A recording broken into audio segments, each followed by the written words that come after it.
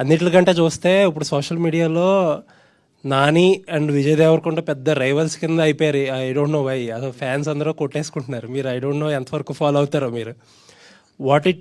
Was it like last time ఎలా ఉండేది, అప్పుడు ఎలా ఉండేది, ఇప్పుడు చేయగలిగితే చేయగలుగుతారు అలాంటి సినిమాలు?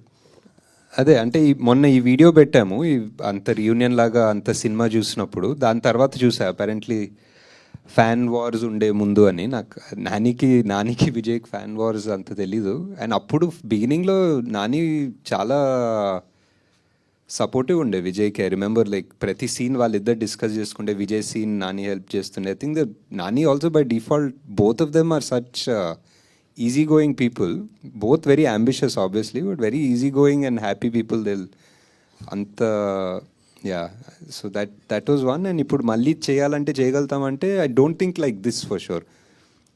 ఇప్పుడున్న మైండ్ సెట్ 3 సినిమాల తర్వాత ఇప్పుడు 4th సినిమా ఎవడేలా తీస్తే I don't know if it will come out like this.